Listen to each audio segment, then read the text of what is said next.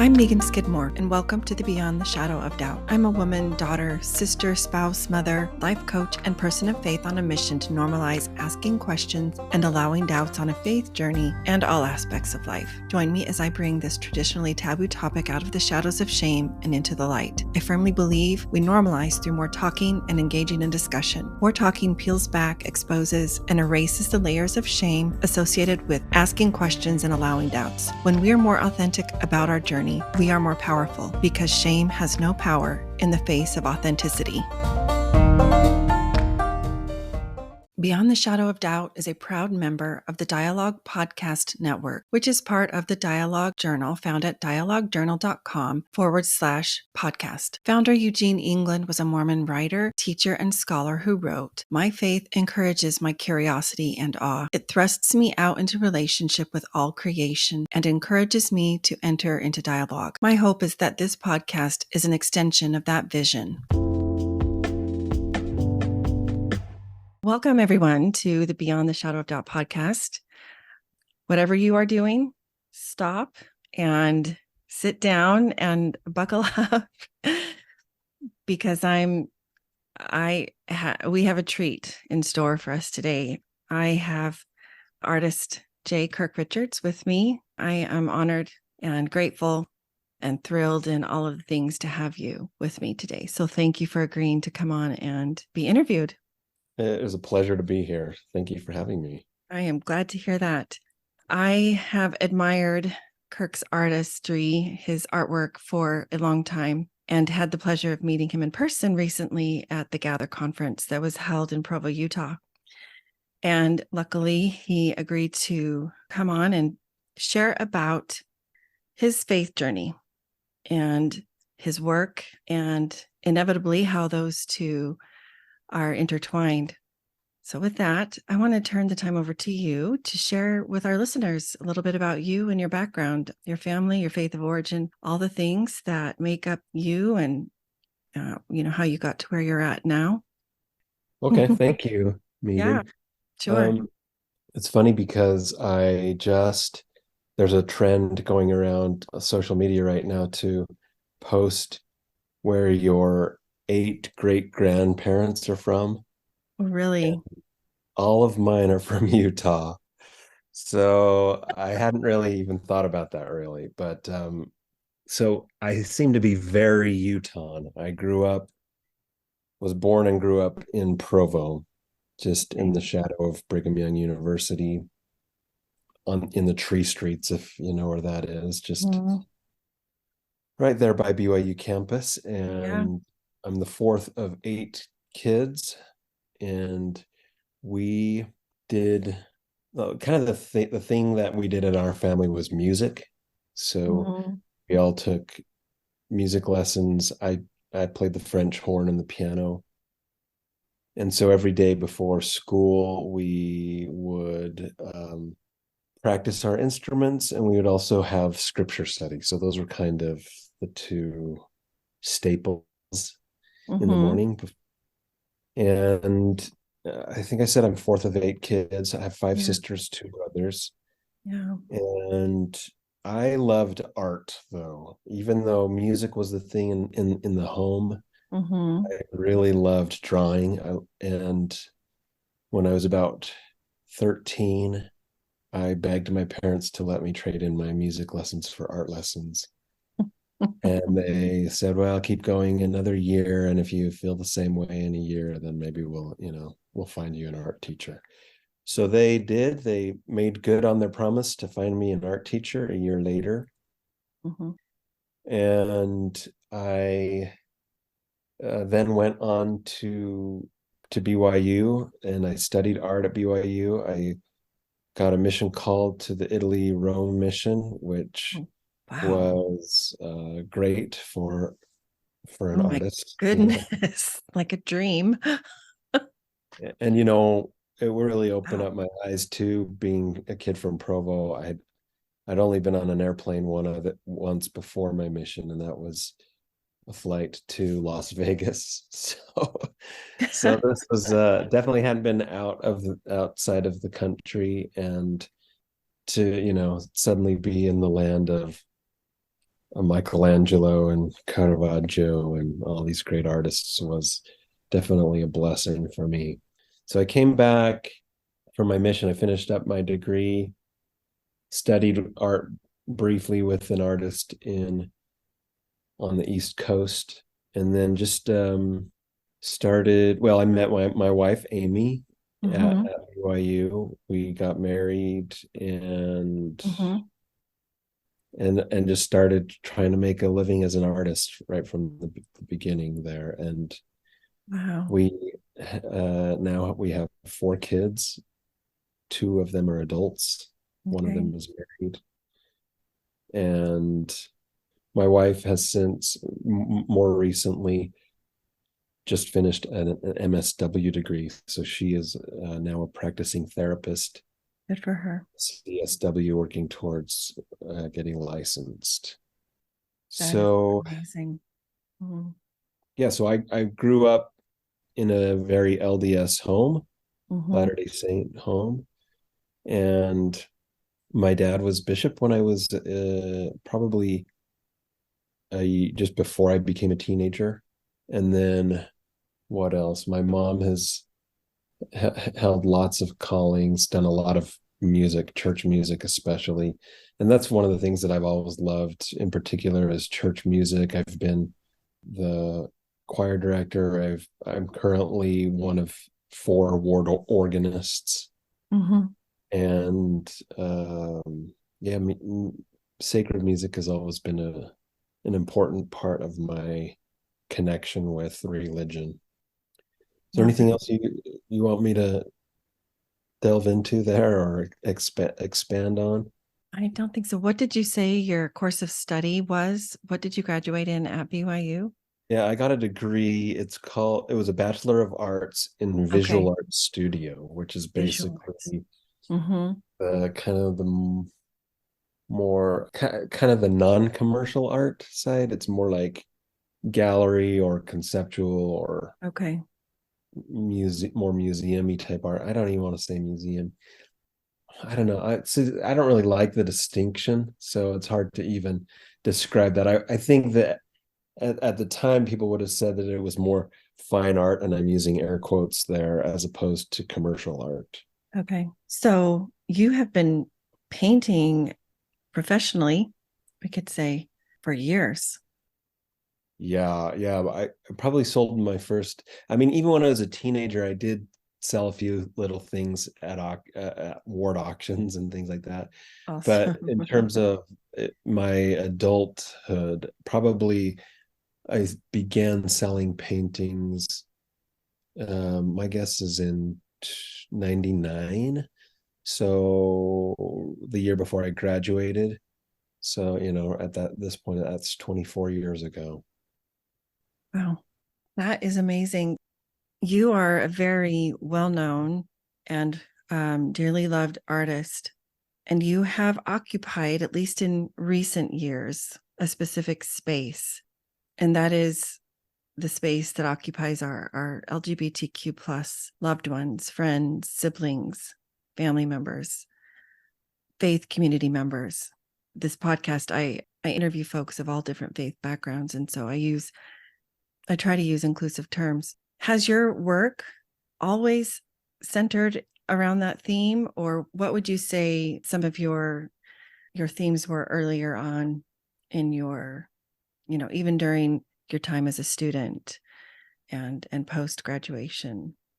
Yeah, I think that I don't have anything that is really overtly LGBTQ in theme until a little bit later in my career. But I would say Mm-hmm. early on, some of the things that I was interested in included feminism, Okay. included kind Mm-hmm. of the poetry of religion.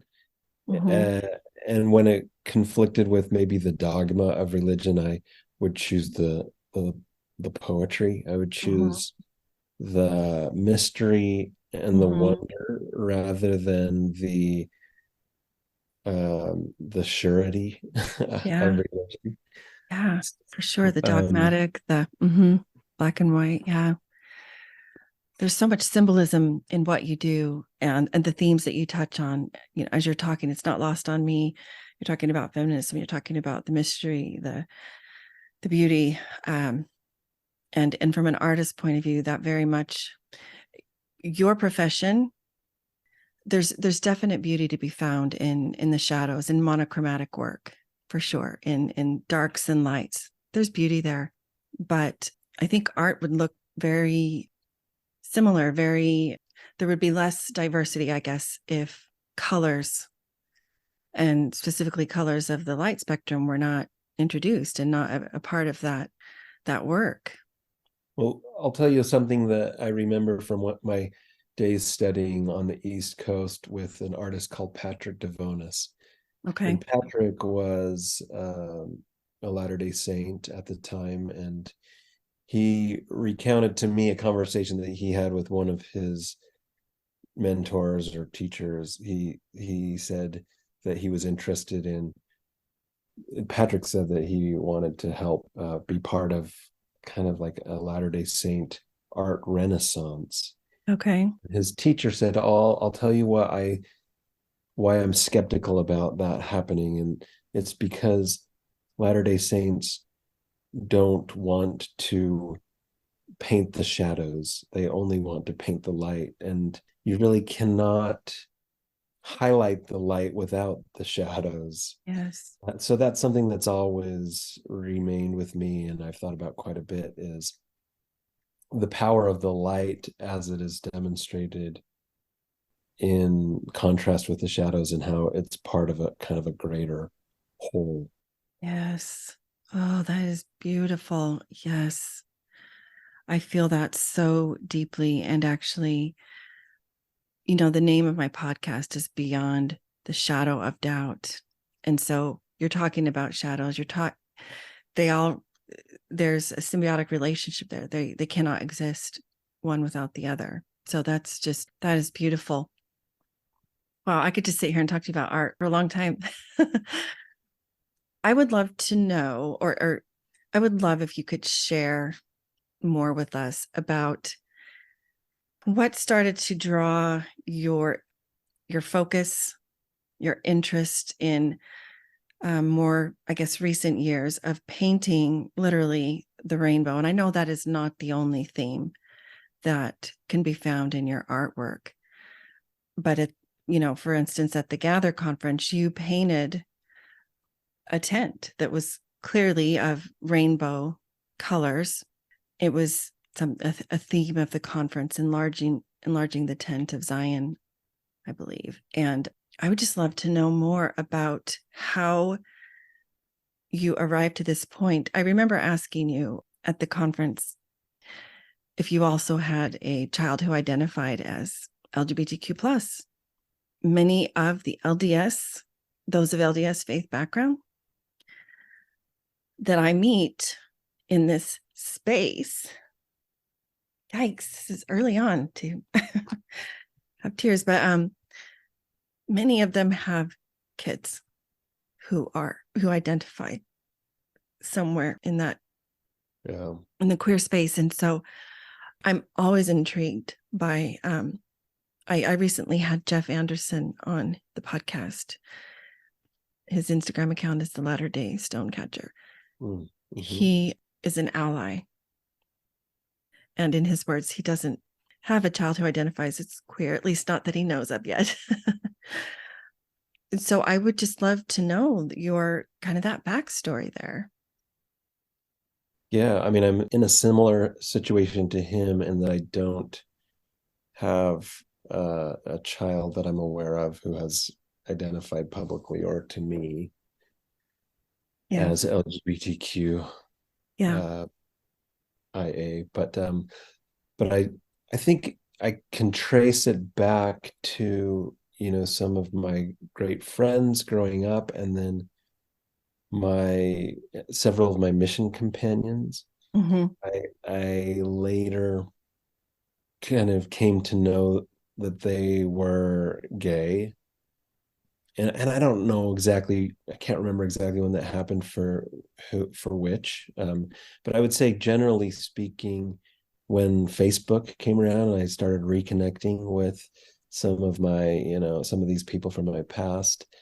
I had one of my companions that I loved dearly that when I reconnected with him on Facebook, he was married to his husband Uh-huh. in Canada. And we had a good conversation about his relationship to the church and how he loves the church and stands up for it when given the opportunity, but also how there wasn't a place for him, in the church. So I wish I could say that I was way ahead of the curve generally in America, but I think that I had to learn a lot, just kind of like the general consciousness in the United States learned a lot over the last 2 decades about the the situation of our LGBTQ, acquaintances and family members. And so as I got to interact more with these people from my past and appreciate them for who they are and the beautiful lives that they've created over these years, I just felt not threatened at all, Mhm. by my gay former mission companions and friends from my childhood. And so that's probably the beginning of it. Mhm. And then I was in a bishopric.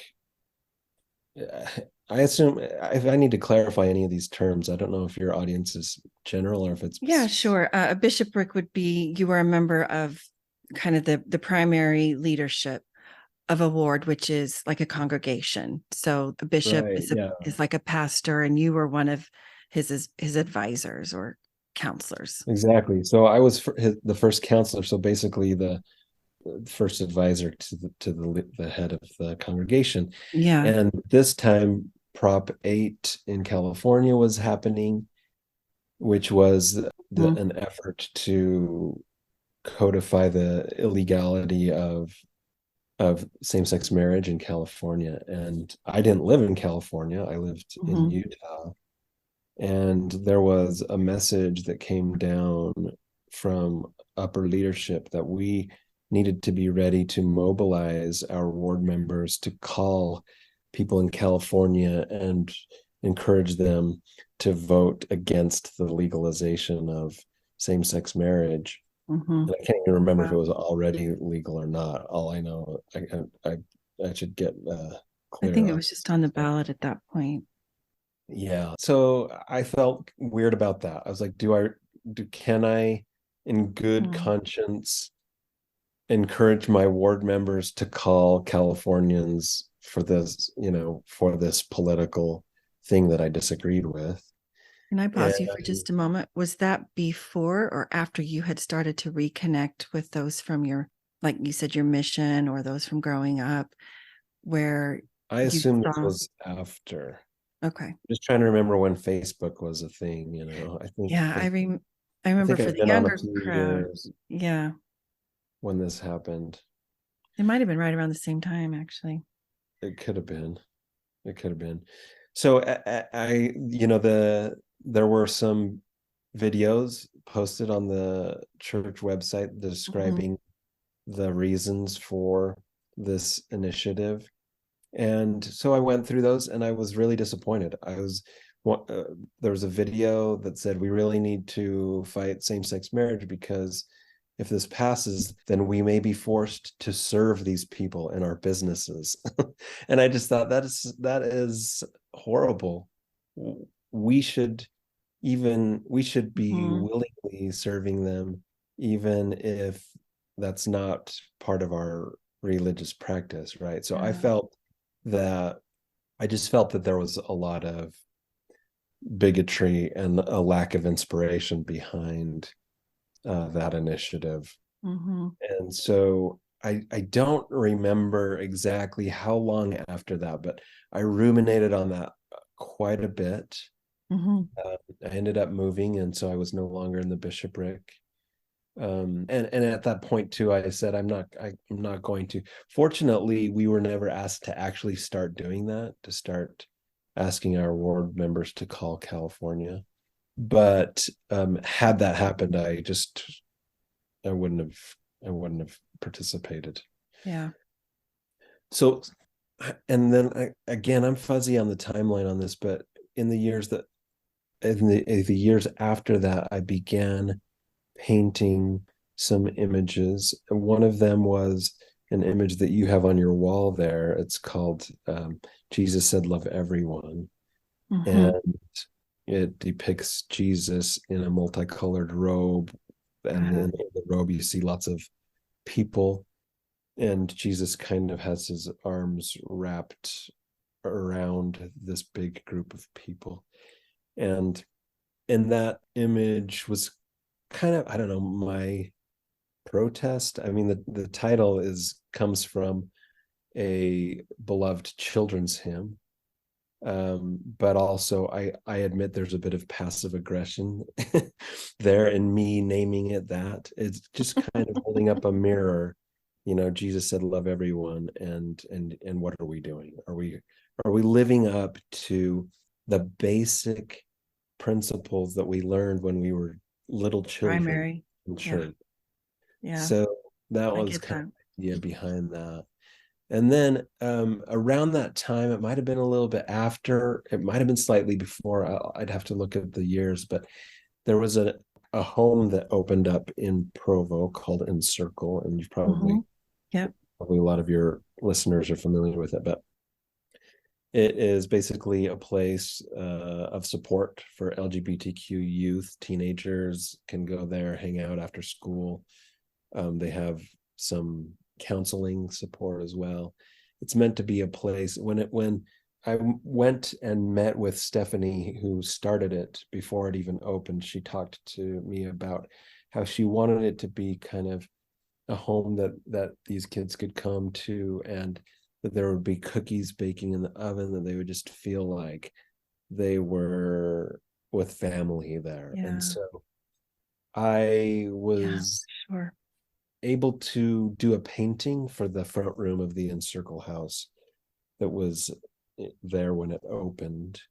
And it depicts a family around a table with a child and a rainbow overhead. Mm-hmm. So Mm-hmm.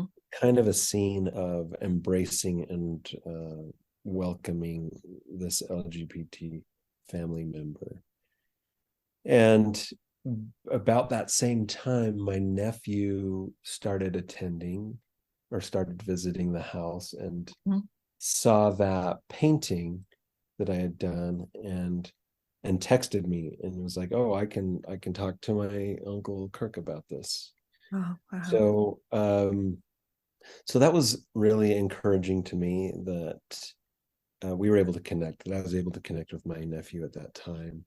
So like you said, I don't have any children, but I've got that I'm aware of, but I've got certainly a nephew who identifies as gay, and I'm sure I've got a very large family, so I'm sure over time Yes. we'll Well, see. statistically, 1 in 5 youth identify as LGBTQ plus. And Yeah. so whether or not that individual has shared personally with you or with any listener, you do know somebody who identifies as queer in some way. Yeah, absolutely. And so, and then over the years since then, I've done quite a few different pieces with rainbows. I have a piece called "We Have a Rainbow House." Yes, I love that one. And it's just a statement more than anything else. And I think of it also as a symbol for like our community at large. That's just a fact that we have a lot of LGBTQ family members and community members in our midst, and so let's treat them well. Let's do what we can to be loving to all of our family, all of our community, as much as possible. I love that. We have a rainbow house. The word house is used to indicate a domicile, a place where we live, right?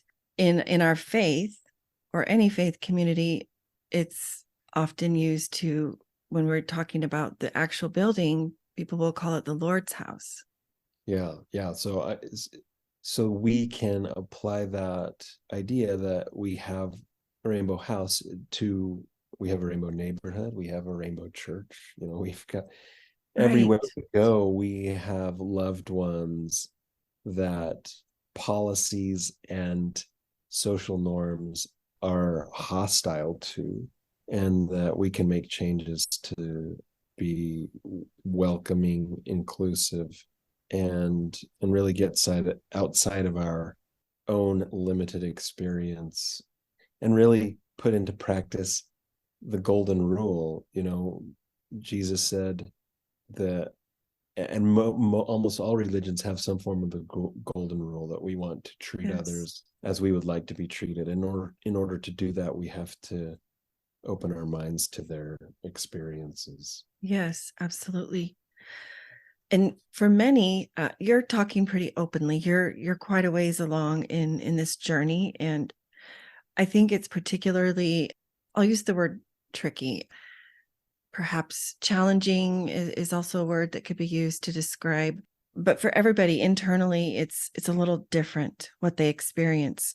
But whatever it is, certain things keep folks from expressing out loud, whether it's just in a one-on-one situation or in a group situation, or in a faith community type situation, whether or not that's in the actual church building, right? These conversations can happen in a friend's home, at breaking bread over a meal, going on a walk, whatever.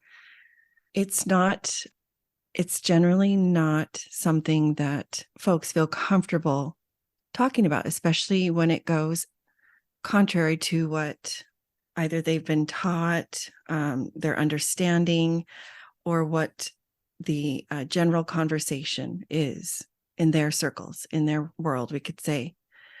Can you speak to that process as you have experienced it? And you may have to go back a few years. Again, I know it was a while ago when you started to see, wait a minute, this missionary companion who I knew then is still a beautiful soul now. And you said something you said, I didn't feel threatened at all. You could see that he was living a life that was different. We could even say incongruent with what you had been teaching as missionaries, right? What is that process like for you when you see something that is different than you have been taught, that you were raised with, that maybe doesn't make sense, or initially you may not understand? Can you share with our listeners what that is like for you, and what you do to navigate that? So how I navigate it personally, or how I talk to other people about it, or How you, that internal process where you allow yourself to, you acknowledge, okay, you know what? This is real. Like, I still love this mission companion of mine, and yet X, Y, and Z. And you are left in one hand with A, and in the other hand, B. And many, I think, feel this expectation to choose either or.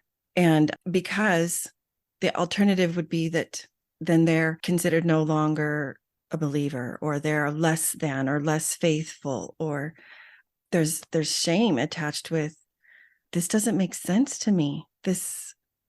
I see these individuals, and they are, I can find, my eyes are open, they are in active pain, and I can no longer look away. And it's just this process that a person goes through when they give themselves that permission to say, yep, this is what's going on. I can see this now.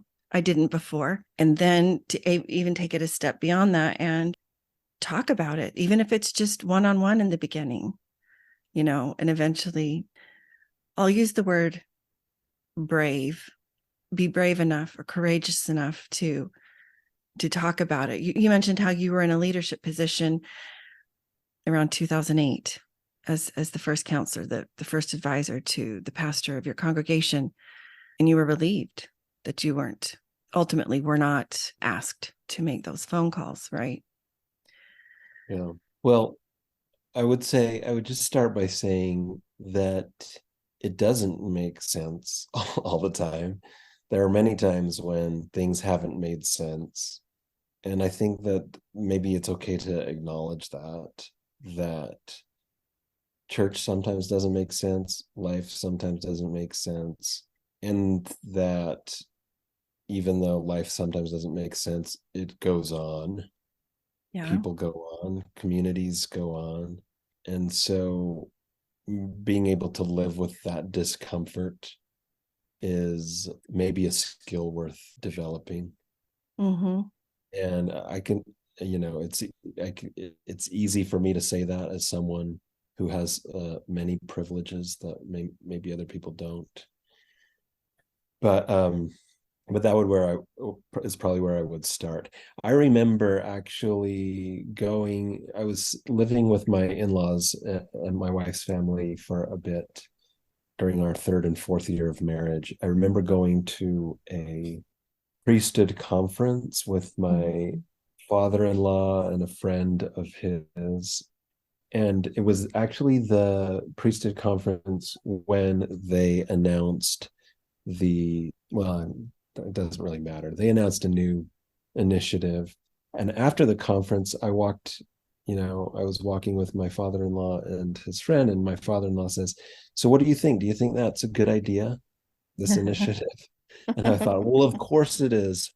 The prophet just announced it. How can you even say that? How can you even ask that question?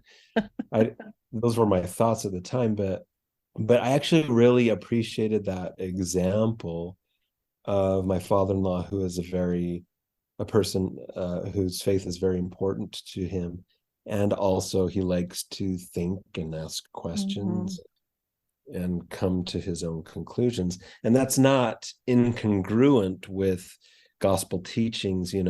We hear in church a lot of times that we should pray and get our own confirmation of Yeah. something. And for some people, that means pray and it will be confirmed, or else you got the wrong answer. But that's not what it means for everyone. Yeah. I think The that's such idea an of, important distinction. That's so important. yeah. So, I mean, for some of us, praying to get a confirmation allows for the possibility that that thing is not going to be confirmed to us, whether it's because it's not a good idea, or we don't personally need to feel the passion for it because our talents are someplace else Mm-hmm. within the gospel context. Mm-hmm. So it was kind of a starting place for me. And then just observing over the years and studying history how much the church has changed policies and doctrines, which I personally don't feel like that there's much of a distinction there. And Mm-hmm. there's a quote by Elder Oaks that kind of backs that up, that there's, in a church with revelation, continuing revelation, there's not much of a distinction between policy and doctrine. Mm-hmm. I think that change is just part of it. Change is part of it. And so it's helpful to get comfortable with that idea as well, because it's going to happen. It happened in the past. The church is different than it was when I was a teenager. There are a lot of different things being taught today Yes, than there are. there were back then. And so for young people today that are being told that things never change, that, that everything that comes down the pipe is directly from God. We're all filtering it through our own experience, our own place in history. And I can guarantee that in 20 years, the church is going to look a lot different than it does right now. And so people should be prepared for that as well. And so I have become less attached to any specific outcomes for people in my life. They may decide that the best thing for them is to no longer participate in a church community, and I can absolutely understand and respect that. I have to agree with you. I didn't used to fully embrace or understand that idea, but I do now, especially as just I have new understanding revealed to me, and just kind of the blinders have been lifted from before my eyes. And my hope would be that we can make our communities, including church and other places, place that is inclusive, safe for our loved ones, and that is full of the love of God for all. And so I think it's worth trying to do that. Some people, decide that that can't be their mission, and that's fine.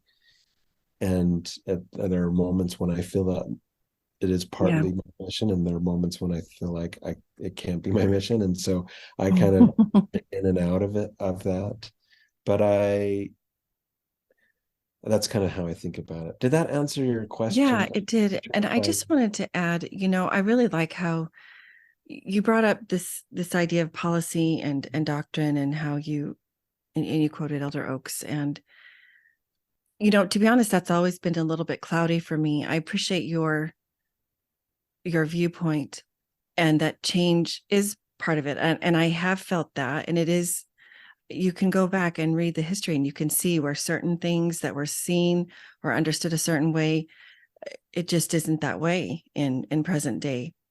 And at the time it was called doctrine. It was. But then that happened, and it was called policy.